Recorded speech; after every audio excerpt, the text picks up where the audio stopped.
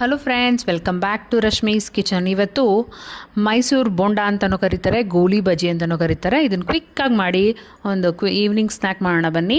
ಇದಕ್ಕೆ ನಾನು ತೊಗೊಳ್ತಾ ಇರೋದು ಮೊಸರು, ಸ್ವಲ್ಪ ಅಡುಗೆ ಸೋಡಾ, ಆಮೇಲೆ ಅದಕ್ಕೆ ಸ್ವಲ್ಪ ಉಪ್ಪು, ಹಸಿಮೆಣ್ಸಿನ್ಕಾಯಿ ಪೇಸ್ಟ್ ಬೇಕಾದ್ರೆ ಹಾಕ್ಬೋದು, ಇಲ್ಲಾಂತಂದರೆ ನಾನು ಚಿಲ್ಲಿ ಫ್ಲೇಕ್ಸ್ ಹಾಕ್ಕೊಳ್ತಾ ಇದ್ದೀನಿ.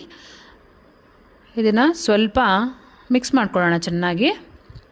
ಇದಕ್ಕೆ ಸ್ವಲ್ಪ ಮೈದಾ ಹಿಟ್ಟು, ಮೊಸರಿನ ಅಳತೆ ನೋಡಿಕೊಂಡು ನೀವು ಮೈದಾ ಹಿಟ್ಟು ಹಾಕ್ಕೊಳ್ಬೇಕು. ಈ ಕಡೆ ತೀರಾ ಗಟ್ಟಿನೂ ಅಲ್ಲ, ತೀರಾ ತೆಳುವೂ ಅಲ್ಲ, ಮೀಡಿಯಮ್ ಹದಕ್ಕೆ ನಾವು ಹಿಟ್ಟನ್ನು ಕಲಸಿಟ್ಕೊಳ್ತಾ ಇದ್ದೀನಿ. ಈಗ ನೋಡಿ ಬ್ಯಾಟರ್ ರೆಡಿ ಆಗಿದೆ.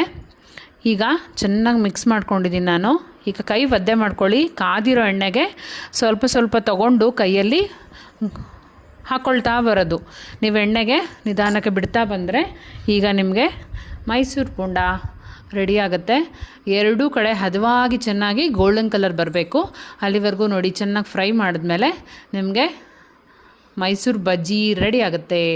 ಗೋಲಿ ಬಜ್ಜಿ ಅಂತಲೇ ಫೇಮಸ್ಸು. ಧಾರವಾಡ, ಹುಬ್ಳಿ ಕಡೆ ಅಂತಂತೂ ಇದನ್ನು ಈವ್ನಿಂಗ್ ಸ್ನ್ಯಾಕು, ಮಾರ್ನಿಂಗ್ ಟಿಫನ್ಗೂ ಅಷ್ಟೇ ಅವರು ಟೀ ಕಾಫಿ ಜೊತೆ ಎಲ್ಲ ತಿಂತಾ ಇರ್ತಾರೆ. ಟೀ ಕಾಫಿಗೆ ಒಳ್ಳೆ ಕಾಂಬಿನೇಷನ್ನು.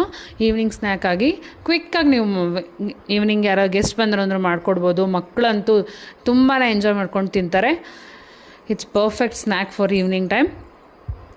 ಎಂಜಾಯ್ ಮಾಡಿ. ನಾನಂತೂ ತುಂಬ ಇಷ್ಟಪಟ್ಟೆ. ಮನೆಯವರಂತೂ ಒಂದು 5 ನಿಮಿಷದಲ್ಲೆಲ್ಲ ಫುಲ್ ಖಾಲಿ ಆಗೋಯ್ತು. Thank you for watching. ನೀವು ಟ್ರೈ ಮಾಡಿ, ಚಾನಲ್ಗೆ ಸಬ್ಸ್ಕ್ರೈಬ್ ಆಗಿ. Thank you.